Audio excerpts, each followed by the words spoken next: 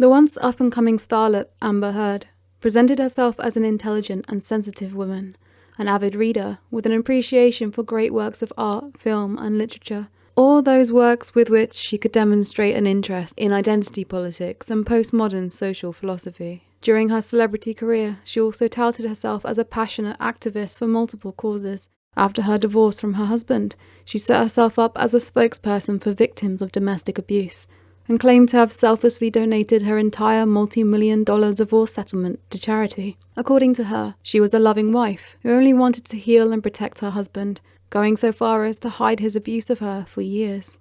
During the televised defamation trial, it became clear that little, if any of that, is true.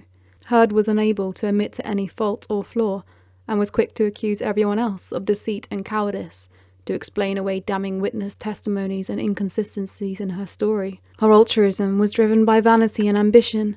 There was evidence to suggest repeated infidelity. Her stories contained wild exaggerations and impossibilities. In recordings, she was shown to be cruel and brazenly aggressive towards her supposed abuser, and her rapidly changing and unconvincing emotional displays while on the stand, her sustained, empty expression while seated, and the occasional inappropriate, sinister smirk and faces of sneering disgust endeared her to virtually nobody, as the evidence mounted against her. Amber Heard didn't appear to the world as a victim of anyone, except herself.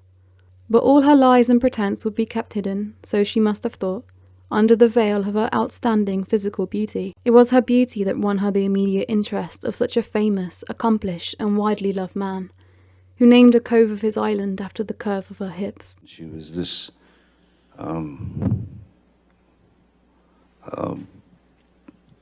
beautiful creature, just this stunning creature. It was beauty that awarded her the opportunity to garner fame and envy as a Hollywood actress, despite having limited acting talent. It was her beauty, we can assume, which allowed her to do as she pleased throughout her life. As a result, she is vain and arrogant, naive, perhaps, to the way the world actually works, and unable to recognize whenever she lacks something in herself, since she was so easily rewarded, and so handsomely, just for being beautiful. When she needed to punish the man who rejected her, she must have trusted that her beauty would carry her through, as always.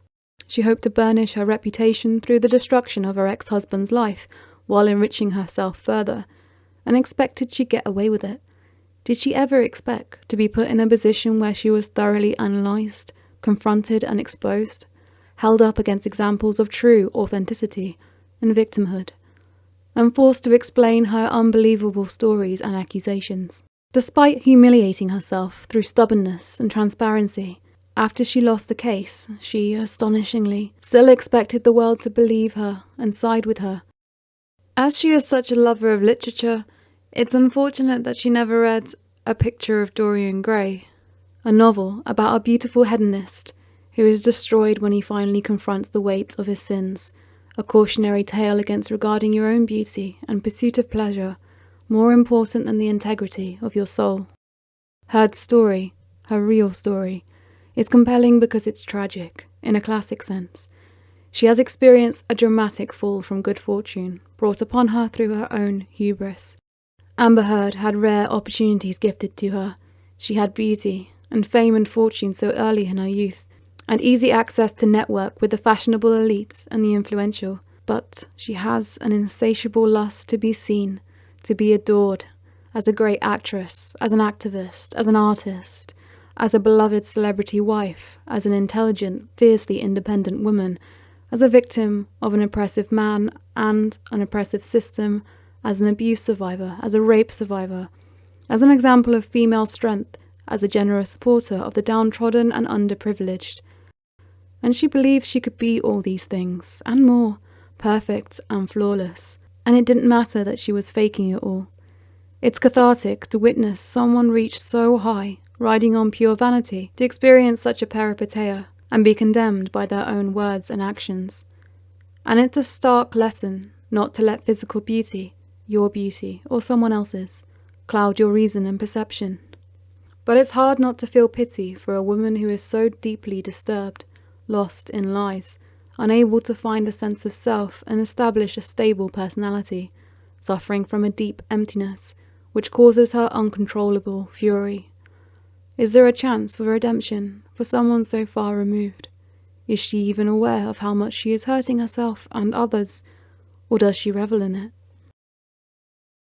As Thomas Sheridan writes in his book, Puzzling People, The Labyrinth of a psychopath coming into your life will at first seem like the beginning of an eternal springtime.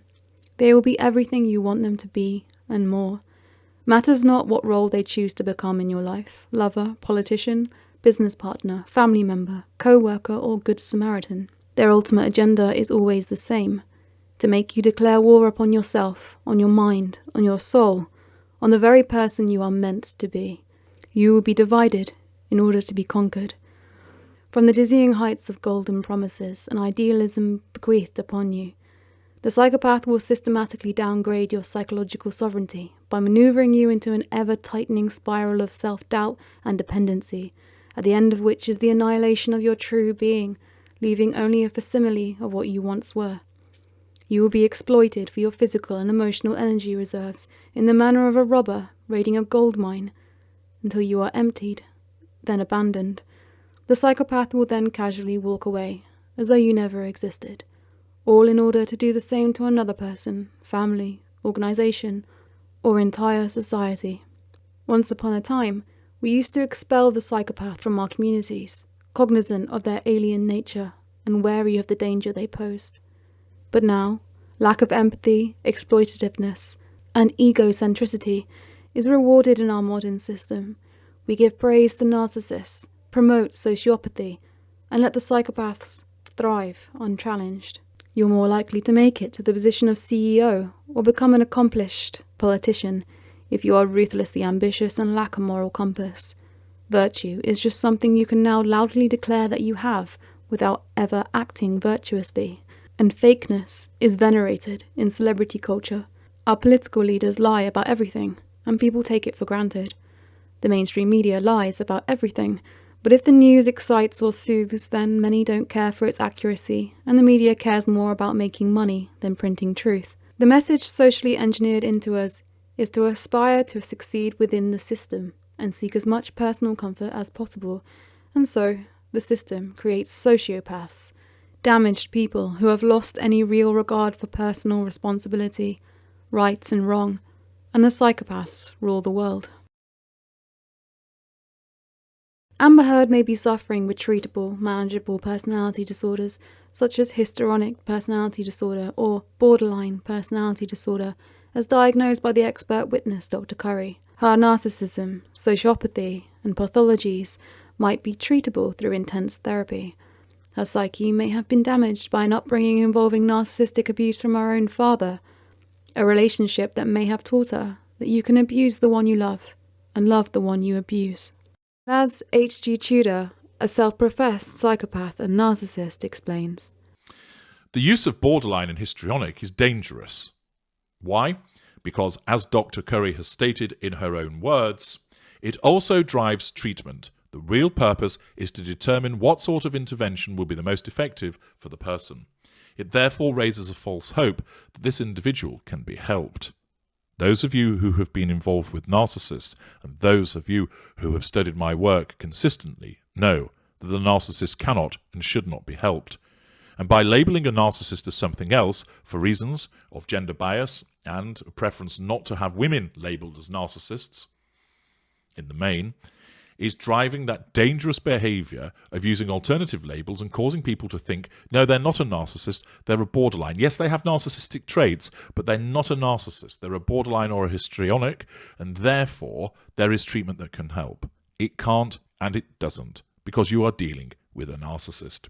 And, as Thomas Sheridan writes, since I consider these individuals to be the most deranged predators on the planet, I'm not interested in watering down their pathology by using a term more acceptable to them to serve their misguided hope that being called a narcissist may someday lead to public acceptance of their behaviour. Calling a psychopath a narcissist is akin to calling a rapist a selfish lover. In December 2010, it was announced that the new version of the Diagnostic Statistical Manual, DSM, the Handbook for Mental Health Professionals, will no longer contain narcissistic personality disorder. This is a very positive development which helps clear the waters in terms of clarity of thought when examining the subject with the aim of determining a valid and ethical diagnosis. There is no part-time psychopath. They either are or they are not. They are pure, undiluted, and absolute. Anyone who has one or more pass through their lives knows this beyond a shadow of a doubt. We know for an absolute certainty that the demons have knocked at our door, and a cold, toxic wind has passed over our souls that felt like nothing else we have experienced. Because it's important to realize that while sociopaths are made, psychopaths are born. People are made up of a mix of empathetic and narcissistic traits and are mutable.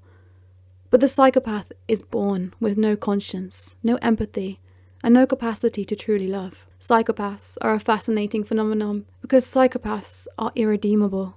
They seem to have no soul. I loved you for so many fucking years, but you know what? You didn't exist. You don't exist. You're not there. You're not there. You were a fucking made-up thing in my head. Psychopaths are superficial, but most succeed in remaining covert. At court, while under such immense pressure, constantly in the eye of live-streaming cameras, Amber Heard frequently let her mask slip. To have someone like this, acting as transparent as this, in a courtroom, to be pressured and scrutinized in front of the world, offers us a crucial education. And she told a story so wild and inconsistent with reality. It was almost like a movie was playing in her head. And she wrote the script, made the props, cast the stars, and did the makeup.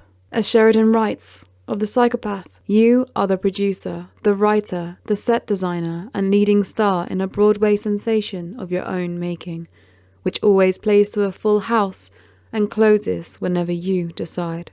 You are a psychopath. But your final curtain call and your star on the walk of infamy is always much closer than you bargained for." The repulsion people are admitting that they're feeling towards Amber Heard could be an ancient insight, recognition of pure evil. And this is a grave reminder that we should strengthen that intuition so that we are able to recognize and stand up to more covert evils. There's a couple of other things that I think make the Depp versus Heard story borderline Shakespearean in its dramatic irony. Amber Heard struggled to audition successfully for the role of Chenault in The Rum Diary because she lacked the acting capability. But Johnny cast her the moment he met her for himself. She came to my office. I took one look at her and I thought, yep, that's the Chenault that Hunter wants. That's the one. I thought, yeah, she could definitely kill me. That's what Hunter wants. She may not have been a talented actress, but to him, she was the perfect Chenault. The Rum Diary was a story written by journalist and author Hunter S. Thompson, a dear friend and hero of Johnny's. Depp had played Hunter's self-insert character, Raoul Duke, in the movie Fear and Loathing in Las Vegas. When the manuscript was discovered, Hunter wanted the Rum Diary to be made into a film.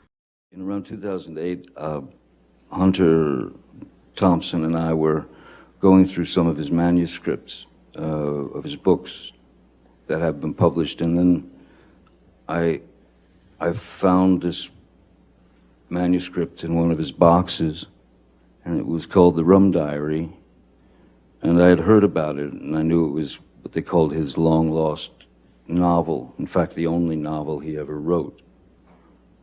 And I showed it to him, and Hunter was shocked. Oh my God, that's where it is, you know. And so he said, read me some. So I started reading this to him, and he said, this is a movie, you know. We must produce this together. And, you know, he got all excited about the idea of doing that, so we went right into it. Hunter S. Thompson took his own life before the film was finished, making the Rum Diary an important project for Depp to complete, to tell his deceased friend's last story from a long-lost manuscript and bring it to life the way Hunter excitedly envisioned it, as a movie. I wonder what Hunter S. Thompson would have thought about what happened to Johnny after the author and the actor shared the character of Raoul Duke as a result of Johnny discovering this old manuscript.